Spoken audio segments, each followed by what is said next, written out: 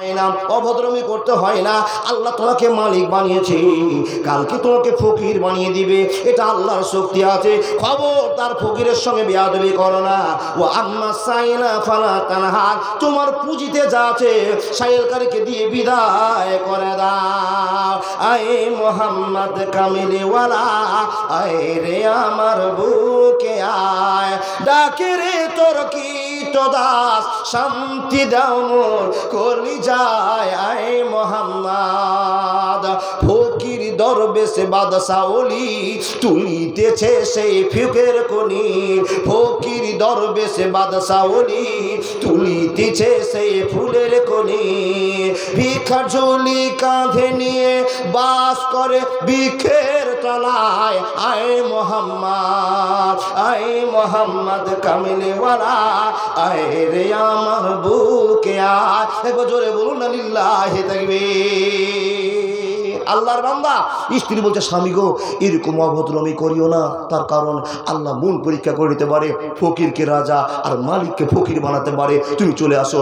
স্ত্রী যখন এই কথা বলেছে, তাহলে ফকিরের ওয়াজ একটা, স্ত্রীর ওয়াজও একটা, দুই ওয়াজ যখন এক জায়গায় হয়েছে, লোকটা লজ্জিত হয়ে গিয়েছে, স্ত্রীকে গালের উপরে কষে একটা চড়ে, যাও তুমি ভিতরে, আমাকে জ্ঞান দিতে এসেছো, মানে ফকিরে তুমি বন্ধু হয়েছ। স্ত্রীকে শাসন করে দিল। ফকির বলছে বাপ, আমার জন্য তোমার স্ত্রীকে মারিও না। এই এক দু কথা বলতে বলতে রাগ সামাল করতে না পেরে ফকিরকেও দুটো চড় দিয়ে দিল, বকে দিল। আর ফকির সেইখান থেকে চোখের পানি ফেলতে ফেলতে ভিক্ষার ঝুলিটা কাঁধে নিয়ে আল্লাহকে বলে, আল্লাহ তোমার কাছে বিচার চাই। যদি প্রশাসনকে বিচার দিতাম বিচার হতো না, মন্ডলকে বিচার দিয়ে বিচার হবে না, মানুষের কাছে বিচার চাইলে আমার বিচার হবে না। আল্লাহ তোমাকে আমি বিচার দিলাম, তুমি বিচার করো। মাবুদ গো, তুমি আমাকে ফকির কেন বানিয়েছো আর তাকে মালিক কেন বানিয়েছো? তোমার কাছে আমি বিচার চাই। হে রব্বুল আলামিন, একমাত্র তোমার কাছে সুস্থ বিচার কামনা করতে পারে রব্বুল আলামিন। ও আম্মা সাইলা ফালা তানহার, আমি তার কাছে চাইলাম যে আমাকে খুশি করার জন্য যা পারত দিত। মাবুদ গো, আমার 3টা 4টা পরিবার আছে, এই পরিবারকে সুস্থ রাখার জন্য আমাকে ইনকাম করতে হয়, ফকিরগিরি করতে হয়। আল্লাহ নিরুপায় হয়ে তার দরবারে এসেছিলাম। মাবুদ তুমি বিচার করে দাও, বিচার করে দাও। এ মানুষ শুনে না, আপনার ফকির যদি আপনার জন্য দোয়া করে দেয়, দাওয়াতুল মাজলুম আল্লাহর কাছে কবুল হয়ে যদি যায়, বন্ধুরে তুমি আর মালিক থাকতে পারবে না, বিপদে পড়বেই পড়বে। যদি আল্লাহর কাছে ফকিরের দোয়া কবুল হয়ে যায়, মাজলুমের দোয়া কবুল হয়ে যায়। এ মুসলমান, তাই তো আপনাকে জ্ঞানমূলক কথা বলতে আরম্ভ করলাম। কোনোদিন ধিক্কার মেরে কথা বলা যাবে না, যাবে না, যাবে না। ফকির দোয়া করে দিল আল্লাহর কাছে, আল্লাহর কাছে গ্রহণ হয়ে গেল দোয়া। ও আল্লাহর বান্দা, শুধু মাজলুমটা আপনাকে বুঝিয়ে যায়, এরা হলো মাজলুম। আল্লাহর কাছে দোয়া করছেন, গ্রহণ হয়ে গেল। স্ত্রীকে ঘরের ভিতরে খাসির মাংস আর কি খাবে, স্ত্রীকে বলছে এখন থেকে তোমার খাওয়া বন্ধ, বের হও বাড়ি থেকে বেয়াদব মহিলা। তুমি আমার পক্ষে কথা না বলে ফকিরের পক্ষে কথা বলছো। অনেক ঘটনা আছে বাপ, কাটা কথা আপনাকে বলে যায়। আল্লাহর বান্দা স্ত্রীকেও রাগের বসে বাড়ি থেকে বের করে দিল। স্ত্রী খাসির মাংস না খেয়ে আল্লাহকে বিচার দিয়ে বের হলো। আল্লাহ তুমি বিচারের মালিক। অযথাই ফকিরকে কাঁদালো, অযথাই স্ত্রীকে বাড়ি থেকে বের করে তালাকের ঘোষণা দিল। হে রব, তোমার কাছে আমি বিচার চাই। বাপের বাড়ি চলে গেল স্ত্রী, ফকির চলে গেল নিজের কামে। আল্লাহর বান্দা দেখেন, আল্লাহ বলছেন অত ইজ্জমান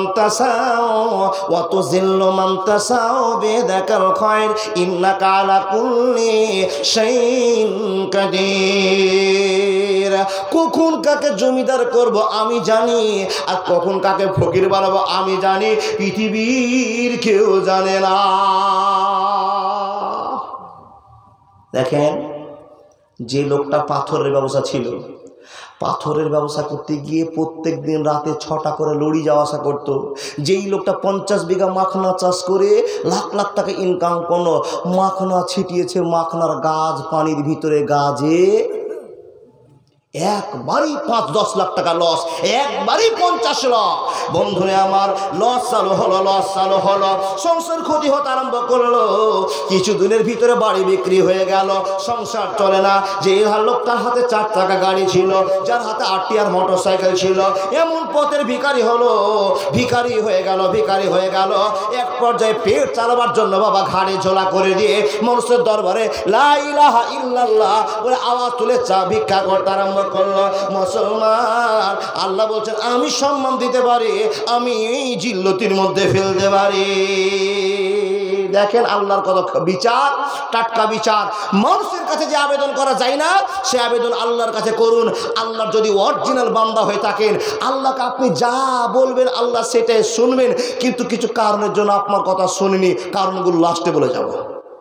দেখেন ফকির হয়ে গেল, এই লোকটা ভিক্ষা করে বেড়ায়, আর আল্লাহর কত দয়া। মাকারু ওয়া মাকার আল্লাহু আল্লাহু খায়রুল মাকিরিন। আল্লাহ বলেছেন বান্দা আমার মক্কর বুঝা পৃথিবীর কোনো মানুষের কাজ নয়। যেই লোকটা মালিক ছিল সেই ভিক্ষুক, আর যেই লোকটা ফকির ছিল সে রাজা। কি হলো? ঠিক একই ঘটনা।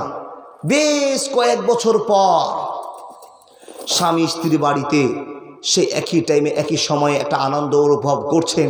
আর এক সময়ে ফকির বাইরে থেকে আওয়াজ দিয়ে বলছেন লা ইলাহা ইল্লাল্লাহ, কে আছে গো মা বোন, আমাকে একটু এই সময় একটু পানির ব্যবস্থা করে দাও তো, আমাকে একটু ভিক্ষা করে দাও তো।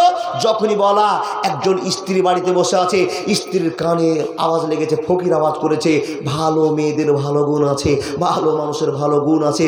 আল্লাহর বান্দা মহিলাটা স্বামীকে বলছে স্বামী গো, এত রোদ আর বাইরে বের হওয়া যাচ্ছে না, আর একটা ফকির বাইরে আওয়াজ করেছে, ও স্বামী তাকে তো ভিক্ষা দিবই দিব, একটা কাজ করতে হবে। কি গো, লোকটাকে একটু বাড়ির ভিতরে ডাকো না, বৈঠকখানাতে ডাকো না, সেই ফকিরটাকে একটু সেবা করি আল্লাহর কাছে ভালো নাম্বার নেওয়ার জন্য।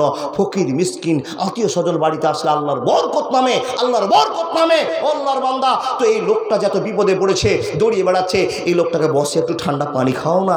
স্বামী স্ত্রীর কথা শুনে বাইরে থেকে বলছেন ও বাবা, ও ফকির বাবা শোনো, আমার বাড়িতে আসো। ওনাকে সুন্দর করে চেয়ারে বসতে দিয়েছেন, ফ্যানটা টিপে দিয়েছেন, বৈঠকখানাতে বসে আনন্দ করছেন, আরাম নিচ্ছেন।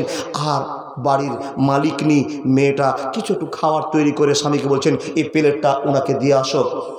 স্বামী দিচ্ছে, আর এই ঘর থেকে বের করে করে স্বামীর হাতে তুলে দিচ্ছে। আল্লাহর বান্দা, এটা তো নিয়ম, শরীয়ত, এটা বিধান। মহিলারা ডাইরেক্ট পুরুষের সামনে যেতে পাবে না। ও মা, খুব সতর্ক হয়ে যান। এখন ফকিরেরও বড় আইটেম আছে বাপ। এখনকার ফকিরকার অরিজিনাল ফকির ধরা হবে না।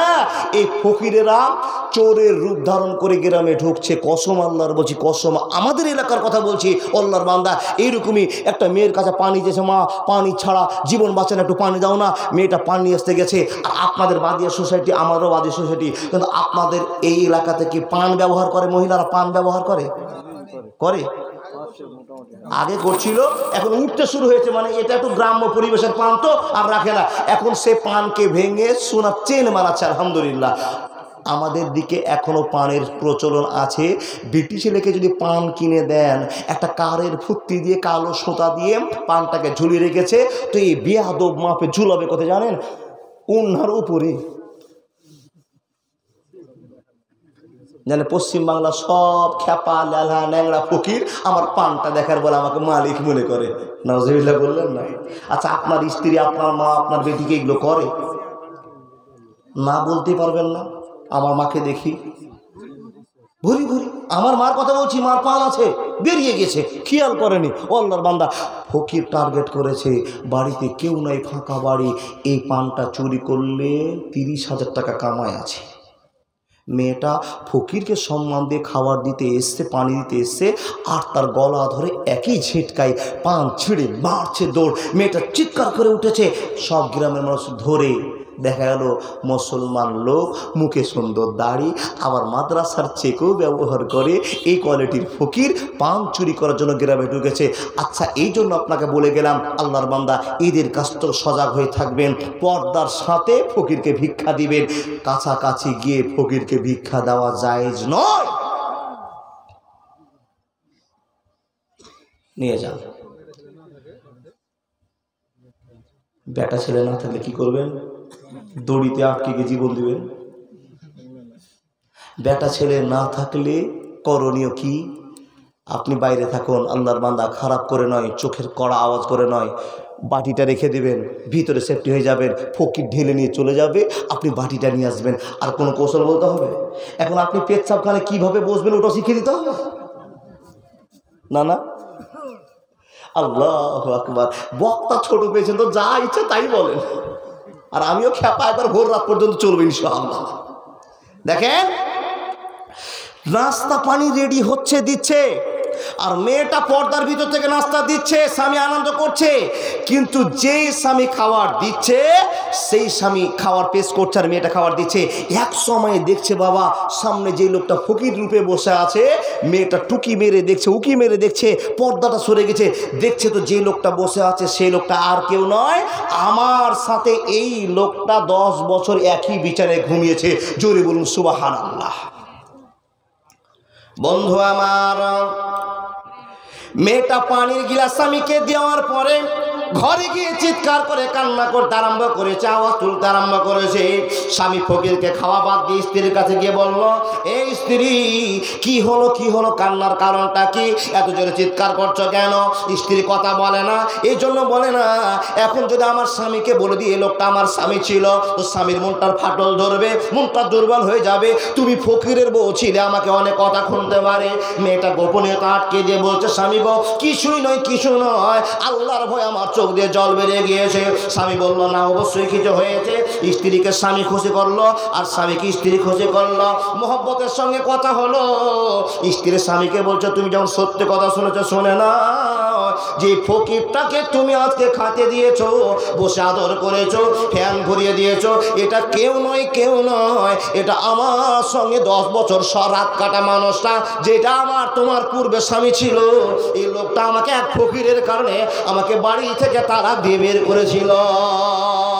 যখন এই কথা বলা, স্বামী বলছেন, স্ত্রী, তুমি কি সেই মেয়েটা, যে মেয়েটা এই লোকটার স্ত্রী ছিলে? আমিও তোমাকে এখন পরিচয় দিয়েছি, এটাই হলো সেই লোক। আমি দুপুর 12:30টার সময়, 1টার সময় অমুক গ্রামে আমি কামাই করতে গিয়েছিলাম, ফকিরিগিরি করতে গিয়েছিলাম, চাইতে গিয়েছিলাম, এই লোকটা আমাকে গাড়ি চড় মেরে বাড়ি থেকে বের করে দিয়েছিল। এই স্ত্রীটা তুমি কি ছিলে? স্ত্রী বলল, হ্যাঁ হ্যাঁ হ্যাঁ, আমি তোমার জন্য যুদ্ধ করছিলাম, ঝগড়া করছিলাম, তোমাকেও মার দিয়ে তেড়ে দিয়েছিল, আমাকেও তালাক দিয়ে দিয়েছিল। সেই লোকটার এত টাকা, এত সম্পদ, আজকে কেন পথের ভিখারি হয়েছে? মেয়েটা আল্লাহর কাছে অভিযোগ করে চোখের পানি বলছে, মাওলা, এই মৌলানা সাহেবের আওয়াজ করে, ঠিকই আওয়াজ করে, ও কালা রব্বুকুম উদউনি আস্তাজিব লাকুম। আল্লাহর কাছে যদি কোনো দোয়া করা হয়, পৃথিবীর মানুষ সে দোয়া কবুল করতে না পারে, দোয়া কাজটা না করতে পারে, কিন্তু আল্লাহ কাউকে ফিরিয়ে দেবে না। আমি এমন দরবারে বিচার দিয়েছিলাম, আল্লাহ তুমি বিচারটা কার্যকর করে দিয়েছ।